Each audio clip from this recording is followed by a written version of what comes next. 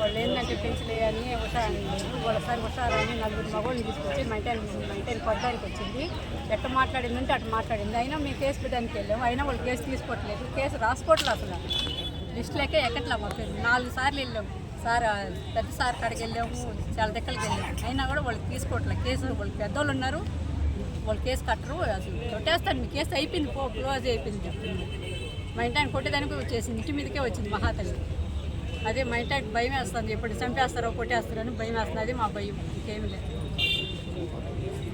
అదే కలెక్టర్గా ఏమన్నా న్యాయం చేస్తారని ఆయన కాడికి వచ్చాము.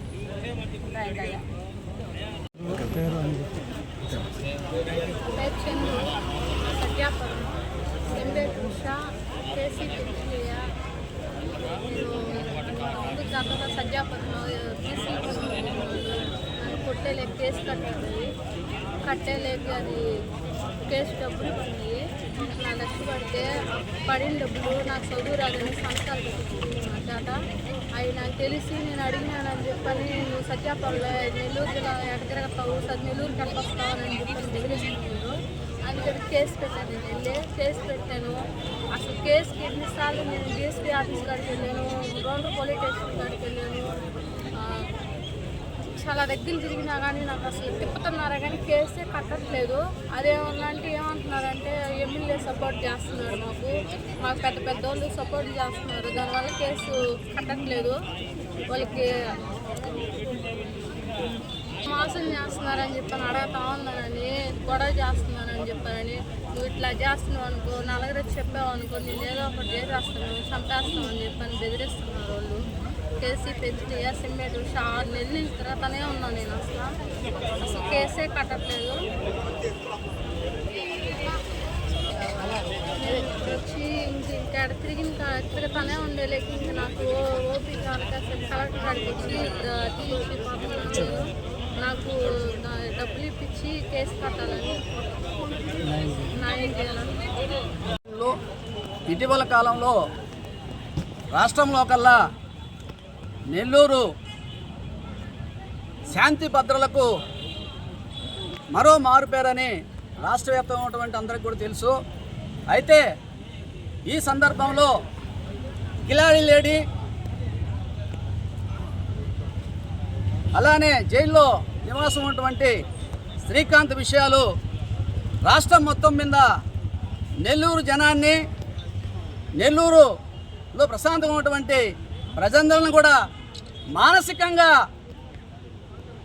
వేధించిన విషయం, అవమానించిన విషయం తెలిసిందే. అందులో భాగంగా గత కొంతకాలం నుంచి అవినీతి తిమ్మింగలం గిరిజనుల జీవితాలతో చెలగాటమాడుతున్నటువంటి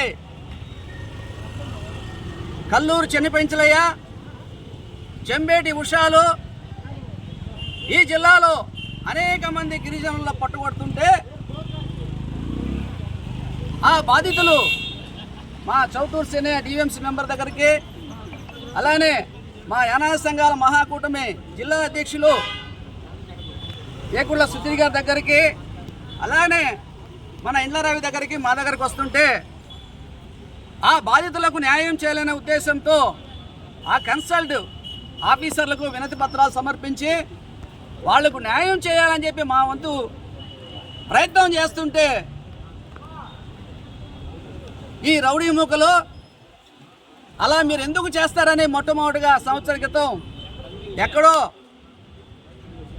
విడలూరు మండలంలో ఉన్నటువంటి చౌటూరు సేన ఇంటి మీదకి రాత్రి 9-10:30 గంటలకు కారు వేసుకొని పోయి దాడి చేసేటువంటి ప్రయత్నం జరిగిన మాట వాస్తవమే. ఆల్రెడీ విడలూరు పోలీస్ స్టేషన్లో కంప్లైంట్ ఉంది. ఆ తర్వాత మా ఇంటి మందికి అల్లీపురం టెట్కో హౌసెస్లో నివాసం ఉన్నటువంటి 200 G10లో నివాసం ఉంటే నన్ను కొట్టి చంపి హతమార్చాలని మా ఇంటి మందికి కూడా ఒక స్విఫ్ట్ డిజైర్ కారు ఒకటి AP07 C9 CY 1755 అలానే AP26U 3134 ఆటో ఒకటి, 4 బైకులు, దాదాపు 15 మంది వచ్చి ఇంట్లో ఉన్నటువంటి నన్ను, నేను స్నానం గదిలో ఉన్నా, ముఖద్వారంకి వచ్చి మా భార్యని పిల్లలను నన్ను కొట్టాలని ప్రయత్నిస్తే ఆ వీడియో క్లిప్పింగ్లన్నీ కూడా కన్సల్ట్ సిఐ గారికి డిఎస్పీ గారికి కూడా ఇచ్చున్నాం. అంత ప్రయత్నం చేస్తే గత 6 నెలల నుంచి పోలీసు వాళ్ళ చుట్టూ తిరుగుతుంటే సిఐ గారికి 4 కంప్లైంట్ ఇచ్చాం, ఎస్పీ గారికి 2 కంప్లైంట్ ఇచ్చాం. తప్పదని జిల్లా సాక్షాత్ కలెక్టర్ గారికి ఇస్తే ఇప్పటికి కూడా ఎఫ్ఐఆర్ నమోదైనటువంటి పరిస్థితి లేదు. అలానే ఈ మధ్యకాలంలో కోవూరు మండలంలో ఈగా మార్తమ్మ అనేటువంటి ఒక గిరిజన అమ్మాయి భర్త చనిపోతే ఎస్సీ ఎస్టీ కాంపెన్సేషన్ ఆమెకు వస్తే 8,70,000 వస్తే అందులో 7,50,000 రూపాయలు తినేస్తారు ఇద్దరు. అది సాక్షాత్ అధికారులే పరిశీలించి స్థానిక సిఐ గారు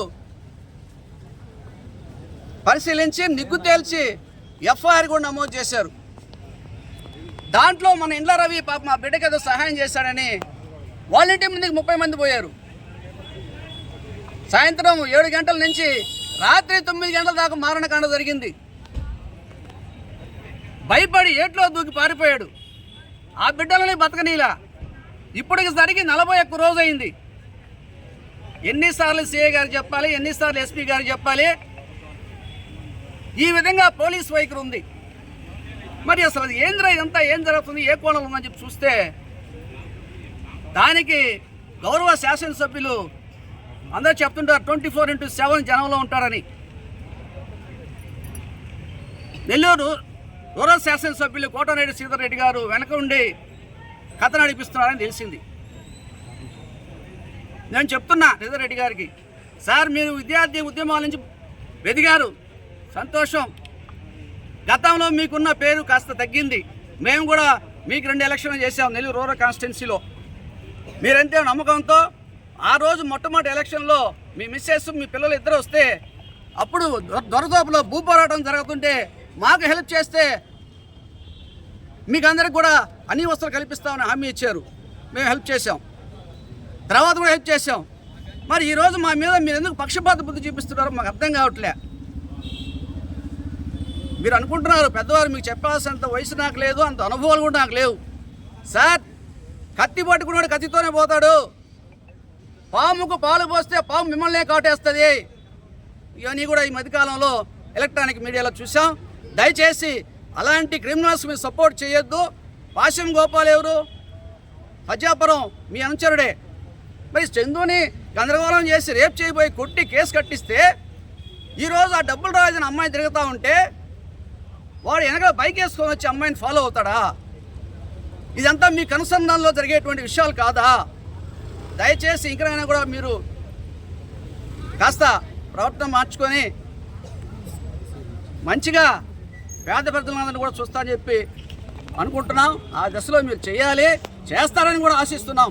లేని పక్షంలో మా 6 మంది ప్రాణాలకు ఏమన్నా జరిగినా కూడా శ్రీధర్ రెడ్డి గారు మీరే కారణం అని చెప్పేసి మేము ఈరోజు సభాముఖంగా పాత్రికేయ ముఖంగా కూడా తెలియజేస్తున్నాం.